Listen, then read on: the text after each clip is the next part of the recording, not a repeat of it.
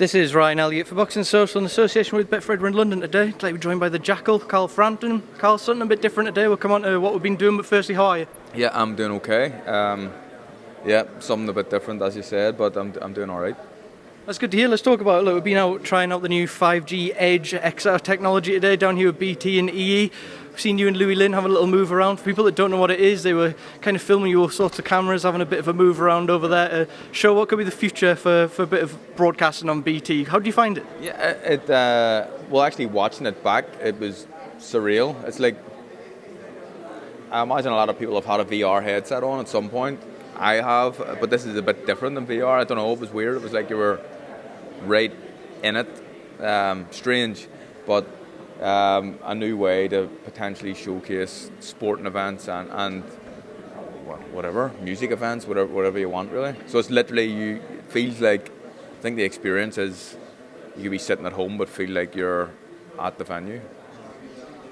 Boxing can be quite slow to catch up with technology at times. We know football and cricket, and we've even seen the rugby today having all these different kinds of technologies implemented. Do you think this is something that can benefit boxing moving forward, just something a bit different, something to make it a bit more immersive?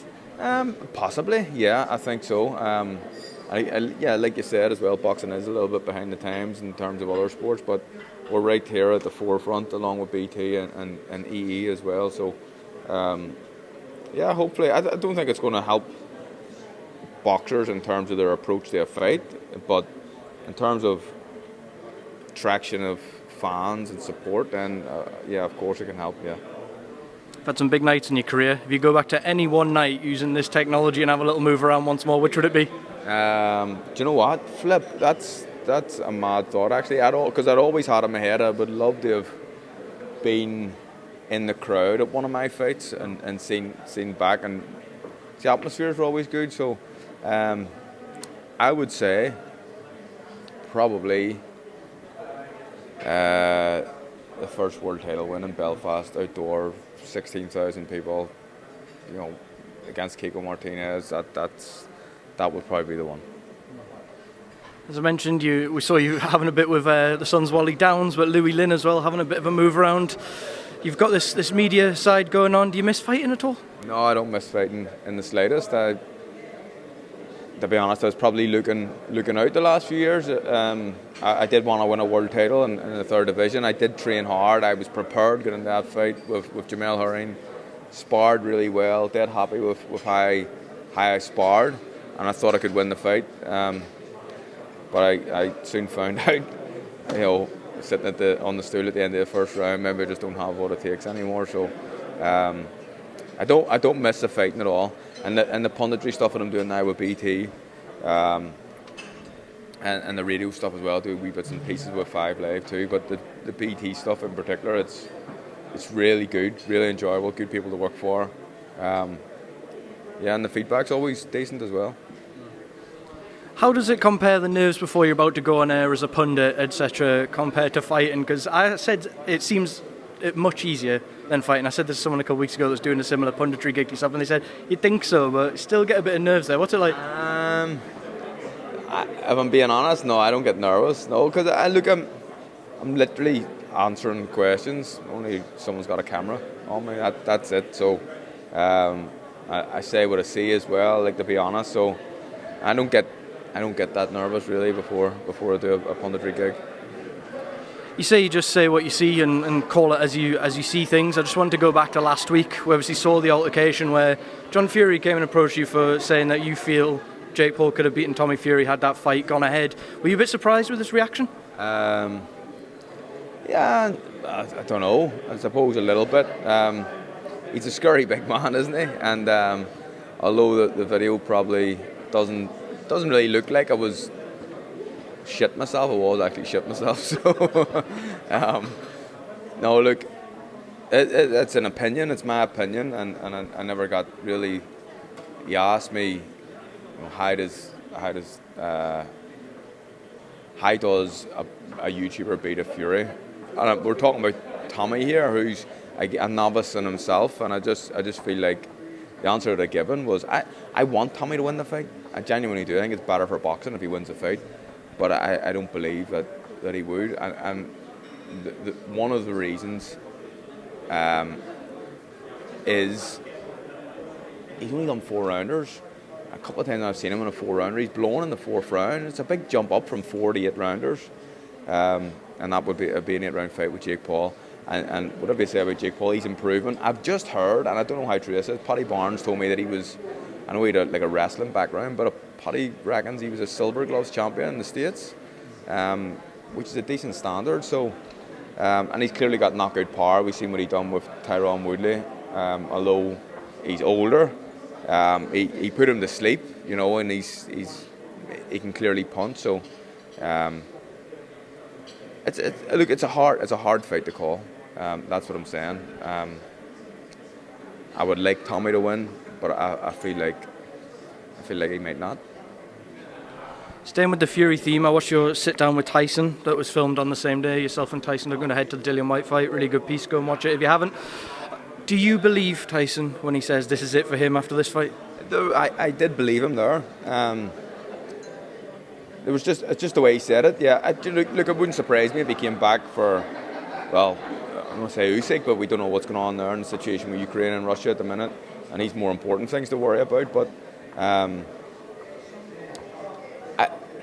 he seemed sincere, like when he said it, and he talked about maybe, you know, a crossover fight with Francis Ngannou or going to the WWE or something like that, which wouldn't surprise me. But it wouldn't surprise me if he retired. But also wouldn't surprise me if he fights on as well. We've seen Tyson make that stylistic change. The first Wilder fight was a very different Tyson Fury to what we saw since he moved to that more Kronk-based style. Which Tyson Fury do you think we're going to see against Dillian Whyte? Well, I asked him the question. He says he's going to walk to the centre of the ring and push it back. And who knows? No one expected the performances in the second and third fight and that kind of aggression from Fury. We thought he'd done enough to win the first fight. He did by kind of outboxing him. But no one expected. I don't even think people knew he had that in his locker. So I don't know what they expect. In my head, with stylistically, with Dillian Whyte being shorter and hooking a lot and coming in and going on the front foot and being aggressive, you'd imagine Tyson to be up on his toes and he could comprehensively outbox him. But he said he's going to stand and have a fight with him, and that would not surprise me if that's the case. So then I want to ask you about Carl. The Taylor Catterall fallout must have been quite an awkward position for you. I know you're close to Josh, obviously Jack Catterall as well. I know you've spoken to both men since the fight. Jack rightly gutted with what's happened, but Josh and his family also subject to a lot of abuse as well. What have you kind of made of the fallout after the fight? Look, whatever happens and however you view the fight, Josh Taylor isn't the judge, and if you think someone got it wrong, there's no need to criticise and fire the abuse at him. That's nothing to do with him really. He's just in there fighting. But I kind of feel sorry for both guys, if I'm being honest. Jack, obviously, because he had it ripped away from him, and unfairly, a lot of people think. But Josh and his family, because of the criticism that they've taken. Yeah, it's a shame, isn't it, the way it's happened? But yeah, I don't know. I like you said, I'm in a really awkward position. I always like to be honest. I don't really want to talk about the fight too much more because I've said my piece, and because of the respect I have for both guys, I'll leave it at that. Last thing on that, because I know you don't want to delve too much into it in terms of moving forward. Nobody will feel like they truly won coming away from that, but it's the best case scenario. Jack Catterall now gets his vacant world title shot, and Josh Taylor goes and gets himself a big fight at 147. Yeah, that probably is the best case scenario. Real best case scenario really is if they have a fight again at 140, but I don't think that's going to happen. And I do think that Josh is struggling with the weight, and that may be been a bit of a factor in his performance. Although in saying that, Jack was unbelievable on the night too. So I can't see them fighting again at 140. Josh isn't going to do that. I don't think he can hold the weight much longer. So the next best case scenario would be Josh to get a big fight with Crawford or Spencer, one of these huge names, make an absolute fortune at welterweight, and Jack to fight and win a world title. And at some point, it's going to be really difficult. At some point, become a unified or an undisputed champion, because, yeah, that's what should happen. Couple of fights in the featherweight division I wanted to get your thoughts on, Carl. Obviously, we've got Wood-Conlan coming up in Nottingham this week. Can you split them? Who wins and how? Yeah, the more I've thought about this fight, and I've always fancied Mick, but as it's got closer, I'm kind of edging more towards Mick, and a stronger feeling that he'll win the fight. And although Lee Wood is definitely the puncher in the fight, Mick has a unbelievable set of skills, really elusive. He was doing a lot of good stuff against TJ Doheny on the inside, kind of new stuff that I hadn't seen him do before, really clever inside fighter now as well. But I don't think he needs to be there too much in this fight. I think they'll be drilling that into him.